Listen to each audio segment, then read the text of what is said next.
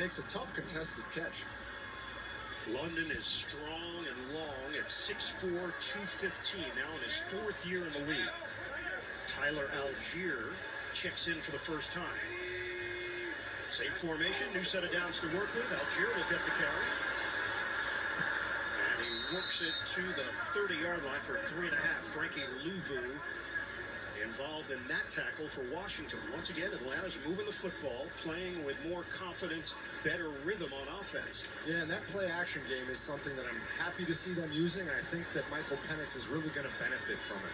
They run the ball so well, and when you have a running back like Bijan Robinson, people are going to be stacking the box.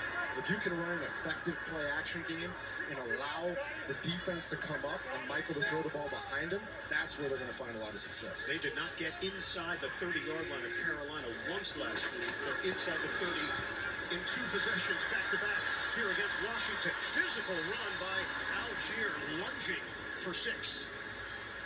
Another tackle by Sainristil. So far, so good for the Falcons. They were shut out for the first time since 2021 when they lost to New England. They had 332 yards of offense. Algier stacked up. He needed just a yard. Now they've got a decision, and the kicker obviously plays into your decision-making here. He's already made one today, which is great, but that 0-2 from last week is on your mind. And also just the aggressiveness.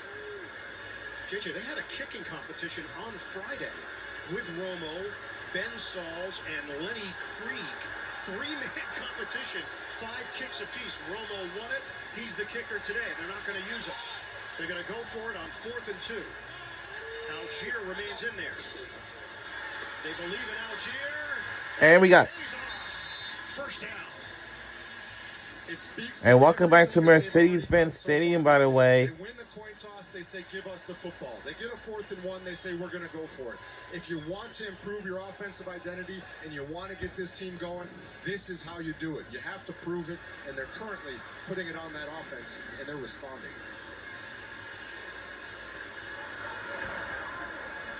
So another first down for the Falcons. This drive, 7 carries, 2 passes.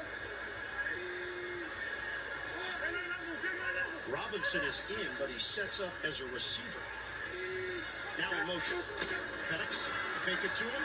Now flip it the other way, and that didn't work. They got cute with Ray McCloud, and it cost them.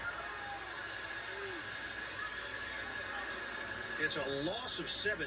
John Baptiste read it perfectly. I want you to watch this right here. Jean Baptiste is going to kind of blow everything up when he takes... Ray McCloud's supposed to be passed already, but he's not able to because of the penetration from the defense, and it takes the entire play out of what they wanted to do.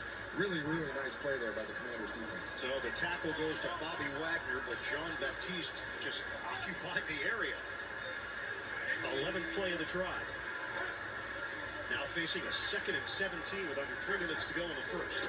Penix, it's a quick throw, and the quick hitter to London. Took a shot at the 15-yard line. Not enough for the first down, but highly effective for 14 yards. Quan Martin with the stick. You know, Ian, you never really know behind the scenes how much a coaching change matters and how much you can do in 1 week with only a couple practices. But the way that Drake London is playing today is what they expect out of him, and that's the Drake London that they know. And so he's getting into that rhythm, and he's looking like the player that they want. Who knows if that's TJ Yates, the wide receiver coach, or if it's just something they're doing schematically, but kudos to them so far. Charlie Warner sets up on the wing to the side of Penix. London is on the sideline. Penix on 3rd and 3. He will throw it, and it's on time for Robinson. It's not on time. It's a first down for the Falcons. 1st and goal. Very simple throw. That's what that versatility allows for you. He can be in the backfield and you can hand And the stadium is packed here in Atlanta, Georgia. I've been bypassed the stadium Mercedes-Benz Stadium, Atlanta, Georgia last year when I was in Atlanta, GA. 13th play of the drive. Falcons up. And I used to take the Amtrak from Philadelphia to Atlanta.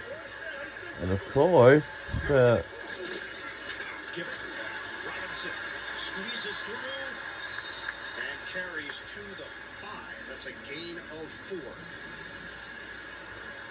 Red zone touchdown percentage, of course, through 3 weeks. See, this is just a sample, but it's not a great sign for Atlanta. They're trying to change that. No, you have to be able to get 7 instead of 3. It's so big, and I'm going to be honest with you, that's my Houston Texans down there.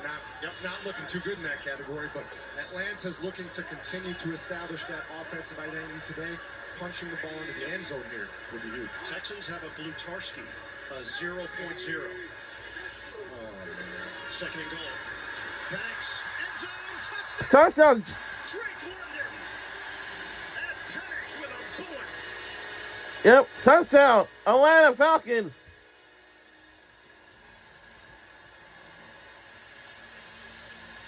Michael Penix is going to throw this ball before Drake London ever turns. That's just great anticipation, trusting and knowing where your wide receiver is going to be, and good on Drake London finding the soft spot in the zone with little confusion.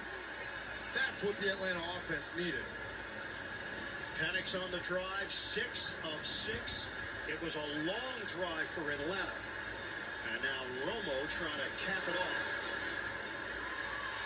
8 minutes. Here at the Mercedes-Benz Stadium, this past January, we had a national championship game for the college football playoff national championship game at Mercedes-Benz Stadium in Atlanta, Georgia. Celebratory mode. So we'll be right back on the other side to wrap this first quarter up. Don't waste money.